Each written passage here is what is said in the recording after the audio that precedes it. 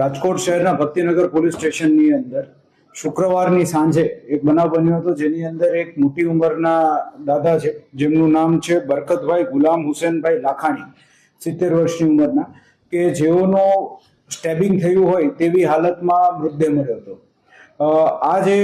બનાવ બન્યો તો એ જે તે સમયે અનડિટેક્ટ હતો અને ઘરમાંથી સોનું અને બીજું અમુક રોકડ ગઈ હોવાની સંભાવનાને ધ્યાનમાં રાખી લૂંટ વિથ મર્ડરનું FIR ભક્તિનગર પોલીસ સ્ટેશન ખાતે રજીસ્ટર્ડ થઈ હતી. આ FIRની તપાસમાં રાજકોટ શહેર ક્રાઇમ બ્રાન્ચ અને એ સિવાય લોકલ પોલીસને બધી ટીમો કામે લાગેલી હતી. તે દરમિયાન રાજકોટ શહેર ક્રાઇમ બ્રાન્ચની ટીમને માહિતી મળી હતી કે 2 શંકાસ્પદ ઈસમો છે કે જેઓ વારંવાર ત્યાંથી એક એક્ટિવા લઈને મૂવમેન્ટ કરે છે અને અલગ અલગ જગ્યાએ જે છે એ પોતાના કપડાં પણ બદલે છે અને ચહેરો જે છે એ ઢાંકવાનો પ્રયત્ન કરે છે. આને ધ્યાનમાં રાખી ટેકનિકલ ઇન્ટેલિજન્સથી અલગ અલગ રીતે ટીમો બનાવીને તપાસ શરૂ કરવામાં આવી અને તપાસના અંતે 2 લોકો જે છે તેઓની ડિટેન કરવામાં આવ્યા અને પૂછપરછ શરૂ કરવામાં આવી. જે દરમિયાન એવું ક્લિયર થયું કે કિશન વાઢેર અને સ્નેહલ ગોહિલ નામના એક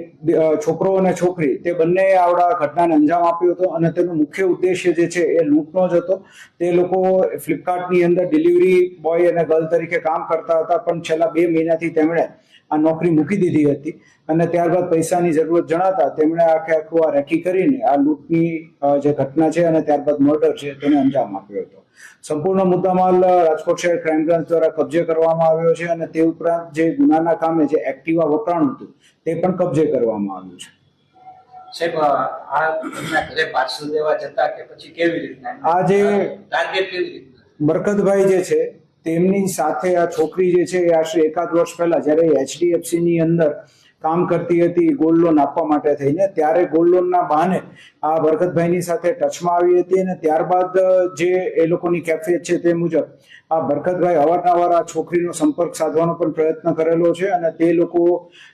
એકબીજાને પહેલેથી ઓળખતા હતા, જેથી આ છોકરી તે આ બરકતભાઈના ઘરે અગાઉ પણ ગયેલી હતી અને એ દરમિયાન આ જે સોનાના જે ઘરેણા જે બરકતભાઈ પહેરતા હતા તે તેના ધ્યાન પર આવેલું.